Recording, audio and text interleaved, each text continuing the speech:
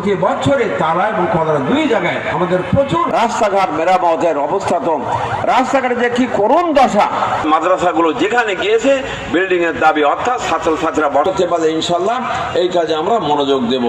হাসপাতালগুলোকে সেবার মান যাতে আমরা বাড়াতে পারি, এই জন্য দুটো হাসপাতাল, এর পাশাপাশি আমি মনে করি যে আমাদের এই এলাকায় একটা হাসপাতাল হওয়া দরকার। কেননা এখান থেকে তালা হাসপাতালে যাওয়া রোগীদের জন্য খুবই কঠিন। এই জন্য আল্লাহ পাক যদি তৌফিক দেয় তাহলে আমাদের এই এলাকায় একটা হাসপাতাল করা যায় কিনা সে ব্যাপারে আমি চেষ্টারত থাকবো ইনশাল্লাহ, যাতে আমরা হেফাজত করতে পারি সেই সমস্ত ক্ষেত্রে আমরা করব। এবং সম্প্রীতির সমাজ, আমরা সম্প্রীতির সমাজ গড়তে পারি, সেই সমাজ আমরা গঠনে আমরা তৎপর থাকব। আমাদের বরং আমরা সেটা করব এটাই যে আমরা আমাদের প্রতিপক্ষ হবে যে দুর্নীতিবাজ সন্ত্রাস, সেই চেষ্টা করে যাব যাতে সবাই আমরা শান্তিতে থাকতে পারি।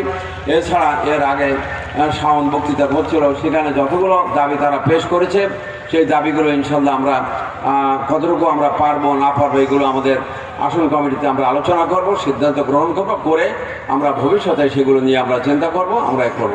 তো যা হোক, আলহামদুলিল্লাহ, সকলের কাছে দাঁড়িপাল্লায় ভোট চেয়ে এবং হ্যাঁকে বিজয়ী করার জন্য আহ্বান জানিয়ে সকলকে আসার জন্য ধন্যবাদ জানিয়ে আজকের প্রোগ্রাম এখানেই সমাপ্তি ঘোষণা করছি। আসসালামু আলাইকুম ওয়া রাহমাতুল্লাহ।